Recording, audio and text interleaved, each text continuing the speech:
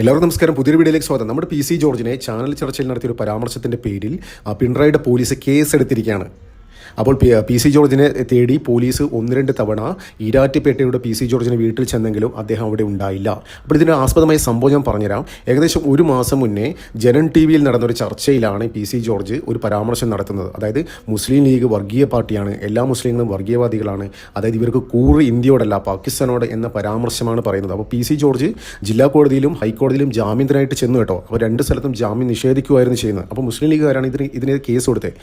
അപ്പോൾ പോലീസ് ഞാൻ ഓൾറെഡി പറഞ്ഞു കഴിഞ്ഞു, 2 തവണ പോലീസ് PC ജോർജിന് വീട്ടിൽ ചെന്നെങ്കിലും അദ്ദേഹം അവിടെ ഉണ്ടായില്ല. അപ്പോൾ പോലീസ് പറയുന്നത് എന്താണെന്ന് വെച്ച് കഴിഞ്ഞാൽ PC ജോർജ് ഒളിവിൽ പോയിരിക്കുകയാണ്. പക്ഷേ PC ജോർജ് ഒളിവിൽ പോയിരിക്കുകയല്ല, അദ്ദേഹം വിശ്രമത്തിന് പോയിരിക്കുകയാണ്. അതായത് അദ്ദേഹം പോലീസിനോട് ഒഫീഷ്യലി പറഞ്ഞിരിക്കുകയാണ്, തിങ്കളാഴ്ച ഞാൻ വരാം, സ്റ്റേഷനിൽ ഹാജരാവാം എന്നാണ് അദ്ദേഹം പറഞ്ഞിരിക്കുന്നത്. പോലീസിൻ്റെ അടുത്ത് പറഞ്ഞിട്ടുണ്ട്, നിങ്ങൾ ഈ വീട്ടിൽ അടിക്കടി വരേണ്ട ആവശ്യമില്ല, ഞാൻ വിശ്രമത്തിലാണ്, ഞാൻ തിങ്കളാഴ്ച എന്തായാലും വരും എന്നുള്ള ഒരു റിപ്പോർട്ടാണ് PC ജോർജ് പോലീസിൻ്റെ അടുത്ത് പറഞ്ഞിരിക്കുന്നത്. അപ്പോൾ PC ജോർജിൻ്റെ വീട്ടിൽ 2 തവണ പോലീസ് വന്നിട്ടുണ്ടെങ്കിൽ ഒരു കാര്യം ഉറപ്പിച്ചോ, എന്ത് തന്നെ ആയാലും ഇനി അറസ്റ്റ് ആര് വിചാരിച്ചാലും തടയാൻ പറ്റില്ല. അപ്പോൾ ഇപ്പോൾ പുറത്തു വരുന്ന ഏറ്റവും പുതിയ ഇൻട്രസ്റ്റിംഗ് ആയിട്ട് ഒരു കാര്യം എന്ന് വെച്ച് കഴിഞ്ഞാൽ PC ജോർജുമായി ബന്ധപ്പെട്ട അടുത്ത വൃത്തങ്ങൾ നൽകുന്ന സൂചന, PC ജോർജുമായിട്ട് വളരെ ക്ലോസ് ആയിട്ടുള്ള വൃത്തങ്ങൾ പറയുന്ന ഒരു വാർത്തയാണിത്. അതായത് PC ജോർജിനെ സപ്പോർട്ടുമായി സാക്ഷാൽ യോഗി ആദിത്യനാഥ്, ഉത്തർപ്രദേശിൻ്റെ മുഖ്യമന്ത്രി കൂടിയായ യോഗി ആദിത്യനാഥ് ഫോൺ ചെയ്തിരിക്കുകയാണ് PC ജോർജിനെ. അതായത് ഫോൺ ചെയ്തിട്ട് പറഞ്ഞിരിക്കുകയാണ്, ബുദ്ധിമുട്ടണ്ട, ഞാൻ കൂടെ ഉണ്ടാവും, വിഷമിക്കേണ്ട, അതായത് ഈ വിഷമഘട്ടത്തിൽ ഞാൻ കൂടെ ഉണ്ട് എന്ന് തന്നെയാണ് യോഗി ആദിത്യനാഥ് PC ജോർജിൻ്റെ അടുത്ത് പറഞ്ഞത്. അതായത് ഏകദേശം 15 മിനിറ്റോളം സംസാരിച്ചു എന്നാണ് ഇപ്പോൾ പുറത്തു വരുന്ന റിപ്പോർട്ട്.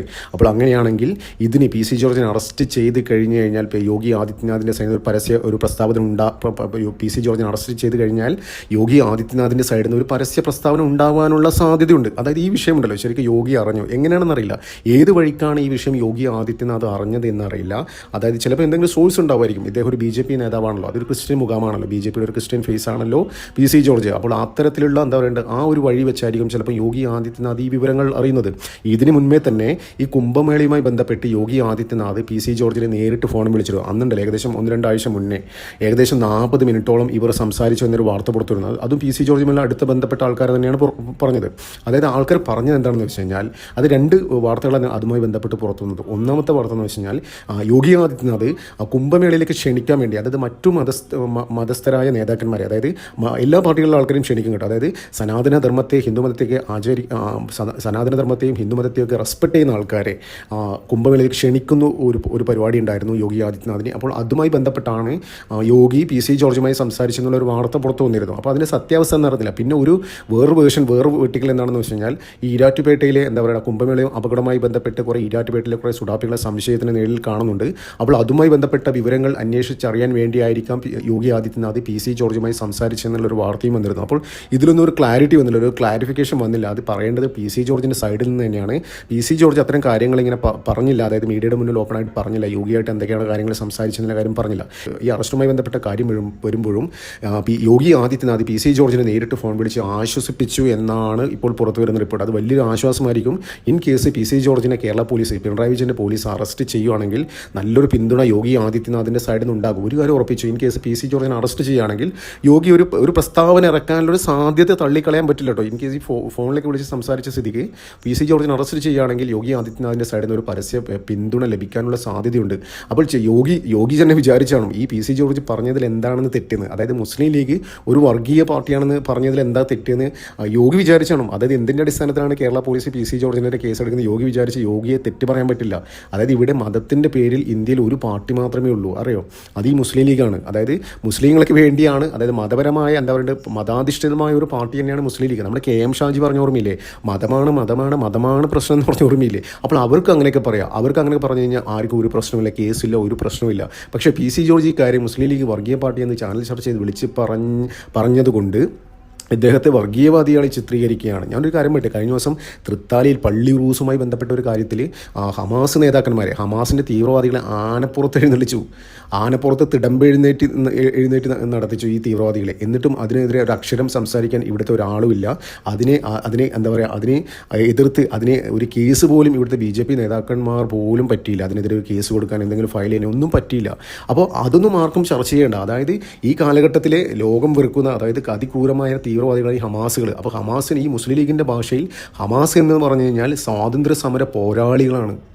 അപ്പോൾ ഇങ്ങനെ ഒരു ആറ്റിറ്റ്യൂഡ്, ഒരു മൈൻഡ് സെറ്റായി നടക്കുന്ന ഒരു പാർട്ടിക്കാരെ തീവ്രവാദി, എന്താ പറയുക, വർഗീയവാദികളെന്ന് വിളിച്ചാൽ ഒരു തെറ്റും പറയാനില്ല കേട്ടോ, ഒരു തെറ്റും പറയാനില്ല. അതായത് കേരളത്തിൽ ഏത് ജനങ്ങളോട് ചോദിച്ചു കഴിഞ്ഞാൽ മുസ്ലിം ലീഗ്, അത് മുമ്പൊക്കെ പറയും, ഒരു 10-20-25 വർഷം മുന്നേ വേണമെങ്കിൽ ചോദിച്ചാൽ അവർക്കൊരു മതേതര ലേബലുണ്ടായിരുന്നു. പക്ഷേ ഇപ്പോൾ ഈ സോഷ്യൽ മീഡിയയുടെ കാലത്ത് അവർ ശരിക്കും എക്സ്പോസ്ഡ് ആയിട്ടോ. അവർ ശരിക്കും എന്താ പറയുക, ചാനൽ ചർച്ചയിലേക്ക് വന്ന് കഴിഞ്ഞ ദിവസം തന്നെ പറഞ്ഞില്ലേ, അതായത് നിങ്ങൾ ഹമാസിനെ ഇതേ ചർച്ചയിൽ, ഈ ചർച്ചയിലെ വേറെ ചർച്ചയിൽ ഒരു മുസ്ലിം ലീഗ് നേതാവിൻ്റെ അടുത്ത് ചോദിച്ചു, നിങ്ങൾ ഹമാസിനെ തീവ്രവാദികളായിട്ട് കാണുന്നുണ്ടോ, നിങ്ങൾ ആരൊക്കെയാണ് ഈ തീവ്രവാദികളായിട്ട് കാണുന്നത്? അപ്പോൾ അവർ പറയുന്നത് വെച്ച് കഴിഞ്ഞാൽ ഏറ്റവും, അതായത് ഒന്ന് ഇസ്രായേൽ, ഒന്ന് അമേരിക്ക, ഒന്ന് RSS. അതായത് ഇസ്രായേലും അമേരിക്ക ഒരു രാജ്യമാണ്. RSS എന്ന് വെച്ചാൽ ഒരു സംഘടനയാണ്. അപ്പോൾ ഇന്ത്യ ഭരിക്കുന്നത് RSS നിയന്ത്രിക്കുന്ന ഒരു പാർട്ടിയാണ്, BJP ആണ്. RSS നിയന്ത്രിക്കുന്ന BJP ആണ് ഇന്ത്യ ഭരിക്കുന്നത്. അപ്പോൾ അവന് പറയാൻ പറ്റില്ല, ചാനൽ ചർച്ചയിൽ പറയാൻ പറ്റില്ല അമേരിക്ക, ഇസ്രായേൽ, ഇന്ത്യ അതായത് തീവ്രവാദികളാണെന്ന് പറയാൻ പറ്റില്ല. പറഞ്ഞു കഴിഞ്ഞാൽ അവൻ അകത്താകും. അപ്പോൾ അത് പറയാൻ മേടിച്ചിട്ടാണ് അവൻ്റെ ഉള്ളിലുള്ള ആ സാധനം അധികം പുറത്ത് കാണിക്കാതെ ഇസ്രായേൽ, അമേരിക്ക, RSS, ബാക്കി 2 രാജ്യങ്ങളാണ്, ഇതൊരു സംഘടനയാണ്. അപ്പോൾ ഇന്ത്യ എന്നിവിടെ അവന് പറയാൻ പറ്റില്ല. ഈ അടുത്ത കാലത്ത് ഒരാഴ്ച മുന്നേ നടന്ന ചാനൽ ചർച്ചയിലാണ് ഈ പരാമർശം ഉണ്ടായത്. അപ്പോൾ ഇവനൊക്കെ തൂക്കിയെടുത്ത് അകത്തുണ്ട്. ഇവനൊക്കെ പറഞ്ഞ പക്ക വർഗീയതയല്ലേ? ഇന്ത്യ രാജ്യം ഭരിക്കുന്ന ഒരു പാർട്ടിയെ, എന്താ പറയണ്ടേ, ഇന്ത്യ ഒരു തീവ്രവാദ രാജ്യമാണ്, തീവ്രവാദികളെ സപ്പോർട്ട് ചെയ്യുന്ന രാജ്യമാണെന്ന് പരസ്യമായി പറയുകയല്ലേ ചെയ്ത്. അപ്പോൾ ഇവരെതിരെയും കേസെടുക്കണ്ടേ? അപ്പോൾ ഇതൊന്നും ഹമാസിനെ സപ്പോർട്ട് ചെയ്യുന്നത്, ഇത്ര ഈ ഹൂത്തികളോ അങ്ങനെ എന്താ പറയണ്ടേ, ഇത്തരം തീവ്രവാദികളൊക്കെ സപ്പോർട്ട് ചെയ്യുന്ന മുസ്ലിം ലീഗിനെതിരെ പറയാൻ എന്താ പറയണ്ടേ ആരുമില്ല. അവർക്ക് എന്തും പറയാം, ഒരു പ്രശ്നവുമില്ല. നേരെ മറിച്ച് ഇത് ചൂണ്ടിക്കാണിച്ച PC ജോർജിനെ അറസ്റ്റ് ചെയ്യാൻ പിണറായി വിജയൻ്റെ പോലീസ് നെട്ടോട്ടമോടിയാണ്. അപ്പോൾ ഈ മുസ്ലിം ലീഗുകാർ തന്നെയാണ് കേസ് കൊടുത്തത്. അതാണ് ഏറ്റവും വലിയ വിരോധാഭാസം എന്താണെന്നറിയും.